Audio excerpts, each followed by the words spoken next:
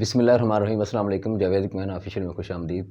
سب سے پہلے تو میں صحافی برادری کے اوپر آئے روز کونوں کو تشدد کے جو واقعات ہوتے ہیں اس کی مذمت کرتا ہوں، کیونکہ پاکستان کے اندر صحافی برادری کے ساتھ ناروا سلوک جو ہے وہ کافی عرصے سے جاری ہے۔ کبھی کوئی سینئر صحافی تشدد کا نشانہ بنایا جاتا ہے، کبھی کو اٹھا لیا جاتا ہے، تو اس کی پرزور مذمت کرنی چاہیے، کیونکہ یہ وہ طبقہ ہے جو جنگ و جدل میں بھی اور ایک جگہ پہ فائرنگ ہو رہی تو وہاں بھی جا کے رپورٹنگ کرنے کے لیے گھس جاتے جان کی پرواہ کیے بغیر، اور دیکھ لیں کہ پاکستان کے اندر اب تک پچھلے 10 سال میں کتنی شہادتیں ہو چکی ہیں صحافیوں کی۔ دوسری طرف ہماری ملک کی، ہماری دنیا کی بہترین انٹیلیجنس ایجنسی ISI کے خلاف بولنا، اس کے خلاف ہرزہ سرائی کرنا، اس کو ہدف تنقید بنانا، یہ انتہائی غلط بات ہے۔ پوری دنیا اس وقت ISI کے نام سے ڈرتی ہے۔ ISI کی جو خدمات ہیں پاکستان کے لیے وہ کس سے ڈھکی چھپی ہیں؟ ہمارا دشمن ملک بھارت جو ہے وہ ہر وقت پاکستان کو کمزور کرنے کے در پہ ہوتا ہے، اور اگر اس کا مقابلہ اندرونی سطح پہ اور بیرونی سطح پہ اگر کر رہی ہے تو وہ ISI کر رہی ہے۔ اس خطے کا جو توازن بگاڑنے میں ہمارے دشمن ملک کا کردار ہے، اس توازن کو بھی برابر اگر کر رہی ہے اور دشمن کو ہر جگہ اس کی ناک میں دم کیا ہوا ہے تو وہ ہماری ISI ہے۔ پڑھا کرتے تھے، سنا کرتے تھے کہ دشمن ملک کی جو ایجنسیز ہوتی ہیں وہ دوسرے ملک کے اندر جو اس کا دشمن ملک ہوتا ہے وہاں پہ ان کے مختلف طبقات کے لوگ جو ہے ان کو خریدتی ہے، ان کو اپنے پے رول پہ رکھتی ہے، کمزور کرنے کے لیے، لکھنے کے لیے، بولنے کے لیے۔ تو میرا خیال ہے کہ ایک طبقہ جو ہے وہ ان کے جال میں پھنس چکا ہے اور وہ مسلسل ISI کے خلاف بولتا رہتا ہے، جو قابل مذمت ہے۔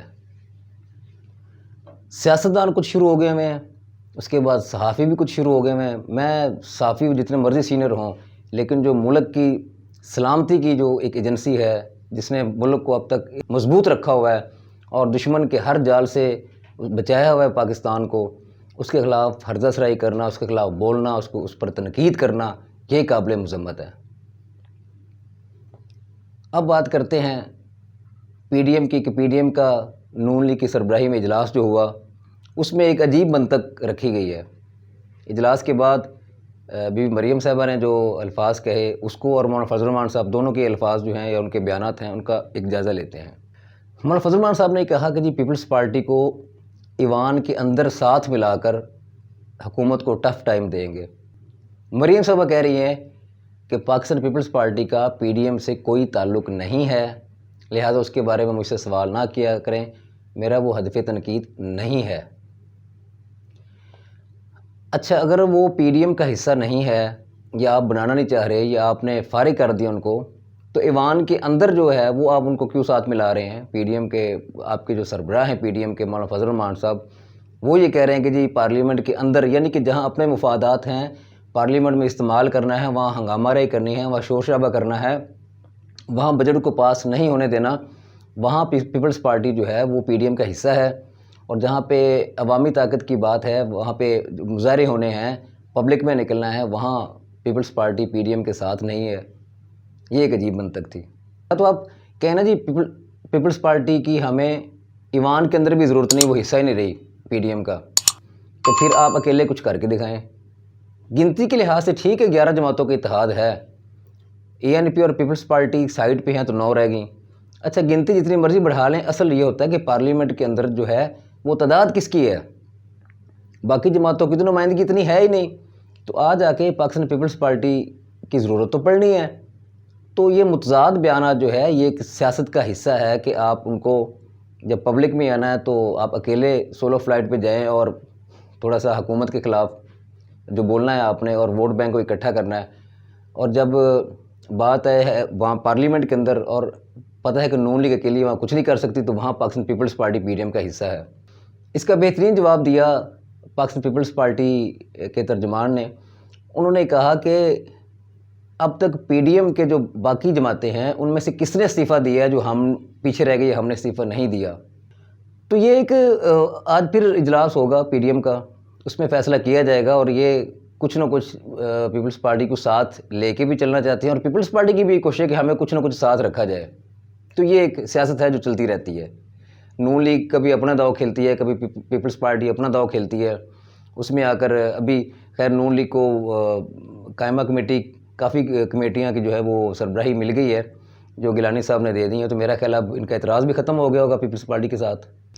اب بات کرتے ہیں تحریک انصاف کے، ریاست مدینہ کے، اور انصاف کے بہت بڑے دعوے دار وزیر اعظم عمران خان صاحب کی. اور وہ بات تو ٹھیک کرتے ہیں کہ قانون کی بالادستی ہونی چاہیے، اس میں کوئی شک نہیں ہے. اور انصاف جو ہے وہ، بلکہ میں ان کی کل لائیو کال سن رہا تھا تو اس میں بھی انہوں نے فرمایا تھا کہ انصاف کمزور کے لیے ہوتا ہے، طاقتور کے لیے تو انصاف ہوتا ہی نہیں ہے.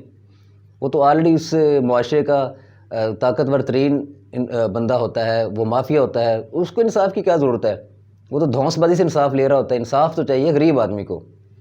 تو ان کی تائید ہوگی کہ جب 2 روز قبل شہزاد اکبر صاحب نے نذیر چوہان صاحب کے اوپر ایف آئی آر کٹوائی اور وہ داتا صاحب گرفتاری کے لیے گئے، بعد ازاں وہ تھانے بھی چلے گئے جس تھانے میں ان کے خلاف ایف آئی آر تھی، لیکن ان کو گرفتار نہیں کیا گیا.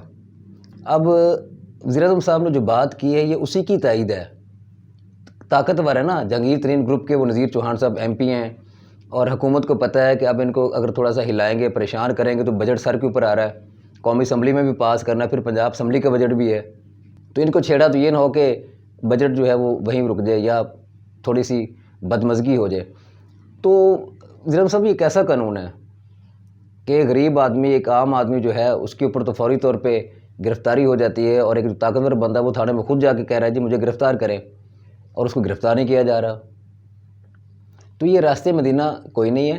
میں آخر میں تھوڑی سی یہ اپیل کروں گا، اپنے جتنے صحافی بھائی ہیں سارے میرے سے بہت سینئر ہیں، میں تو صحافی ہوں ہی نہیں، نہ میں اپنے آپ کو سمجھتا ہوں، میں ایک ادنا سا بندہ ہوں، اپنی رائے کا اظہار کر لیتا ہوں. حکومت کے اوپر تنقید کریں، حکومت کو ہدف تنقید بنائیں جہاں پہ حکومت غلط ہے، جہاں پہ اس کے اقدامات درست سمت نہیں جا رہے.